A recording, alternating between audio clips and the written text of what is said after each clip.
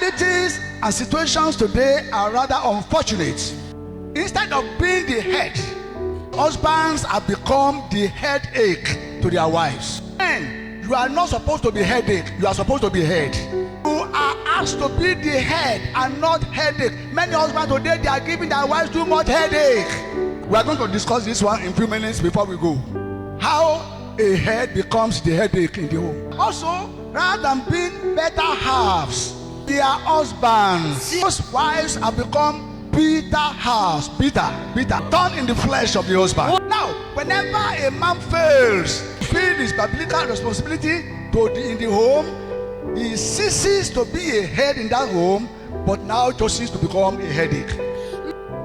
In the same vein, whenever a woman fails to obey biblical instructions concerning her responsibilities in the home, she ceases to be a better half to her husband, but a bitter half. In the church today, the smile, the laughs of some husband and wife are nothing but superficial.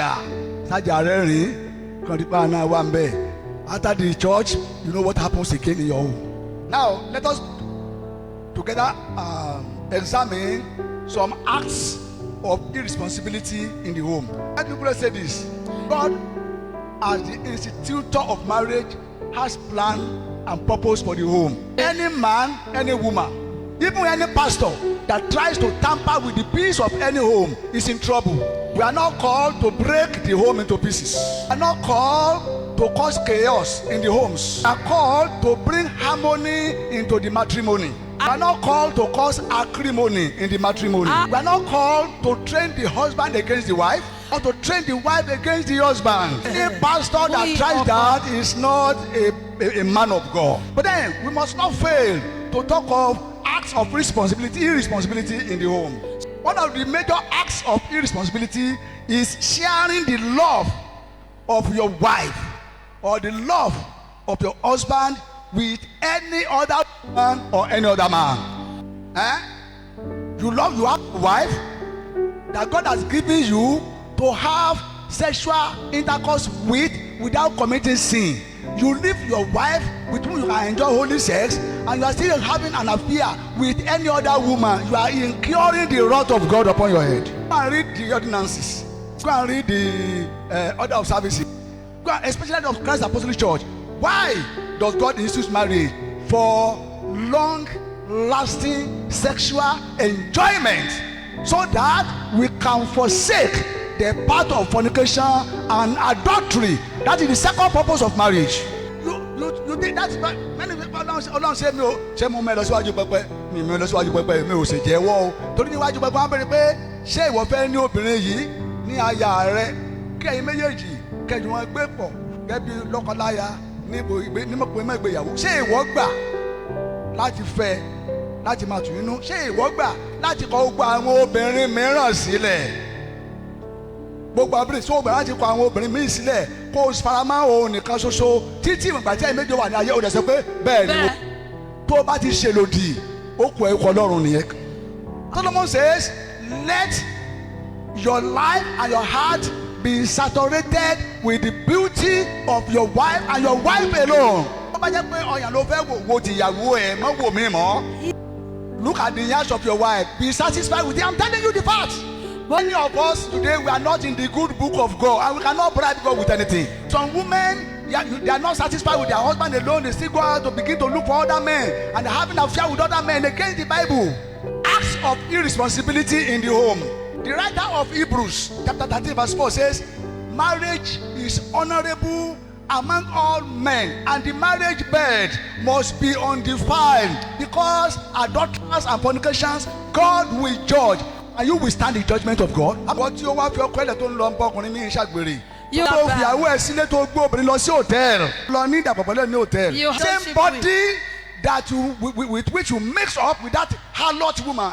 So ó ti bá àkété ìgbéyàwó ẹ̀ ó ti bà á jẹ́ nìyẹn, and ó ní ó lè withstand ìdájọ́ Ọlọ́run.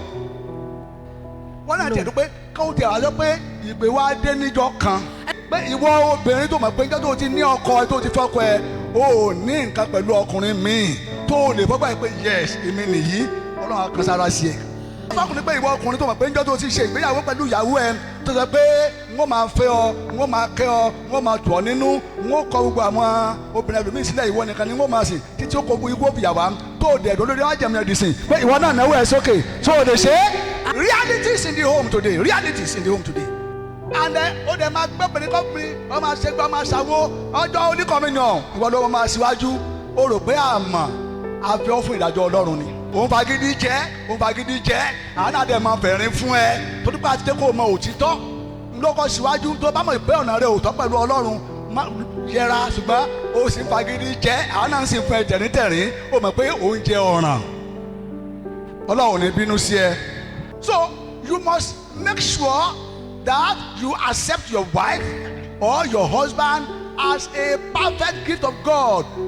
James 1:17 only every good gift, every good and perfect gift comes from God. God has given you a perfect gift in the name of your wife, your husband. Why looking for another? Why are you not satisfied? Irresponsibilities in the home. When you are too secretive with your wife, too secretive with your husband, it's an act of irresponsibility. Any man that is too secretive cannot be a head. Any woman that is too secretive cannot be a better half. When you as a husband, you are keeping companies that your wife does not support. When you as a woman, you are keeping companies that your husband does not support, you are becoming what? A bitter half. Bitter. I am not very comfortable with the people you are moving with. Oya, drop it immediately. Go and drop that relationship immediately. A jẹ́ pé àwọn tí ìyàwó ẹ lóun fẹ́ kó bá rìn, àwọn lòun bá rìn, ó ti kú òní orí, ó ti di ẹ̀fọ́rí fún ìyàwó ẹ. And if you are keeping the company that your husband does not support, you are no longer a better half but a bitter half. Òun fún ọkàn rẹ̀ ní ìkorò from time to time. Yeah. I was delivering message to the good women in the whole of Ikorodu land one day. How your wife can treat you as a king. Treat her like a queen. You cannot become a headache for your wife and you are expecting her to become a better half for you. It's not possible. I've been to hospitals these days for some time. I see how women develop high blood pressure. The rate at which they develop high blood pressure, hypertension, is alarming. I'm traced it. He say, it's home. It's home. It's home. My husband is this. My husband is this. My husband is this. My wives, they are very emotional. Always very emotional. Gbogbo ayé wọn ni wọ́n ń gbé ilé àsọpá àwọn àṣà o, àsọpá àwọn àṣìgbé o. Gbogbo ọkàn ni wọ́n gbé ilé wa. Tó bá dẹ̀ wá lọ sí anything láti fún ọ ní ẹ̀jẹ̀ ríru, ó ti di ọ̀tá Ọlọ́run nìyẹn. Let us go back to the Bible. Let us hear the voice of God. Let us remember our vow on the day of our wedding. Joshua said, Joshua in Joshua 1:8. Ìwé òfin yìí kò gbọdọ̀ ṣe kíni. Kò gbọdọ̀ kúrò ní ẹnu rẹ̀. Ṣùgbọ́n ní inú rẹ̀. Ṣùgbọ́n ní inú rẹ̀. Ni wọ́n máa ṣe àṣàrò. Ni wọ́n máa ṣe àṣàrò. Ní ọ̀sán. Àti ní òru. Kí wọ́n kọ́ lè kíyèsí. Àti ṣe. Gẹ́gẹ́ bí ìwé ìta kọ sínú rẹ̀. Torí nígbà náà ló ṣe ọ̀nà rẹ ní rere. Nígbà náà ni yóò sì dára fún ẹ. Ẹ mọ̀ pété ẹ̀ bá ń ṣe tó kọjá yẹ. Tó o kọ májẹ̀ ọ̀nà máa ń dàrú fún ènìyàn gbà mí. Káàkà máa dàrú. Ìgbà tí àwọn olówó wà níbi iṣẹ́ ní báńkì.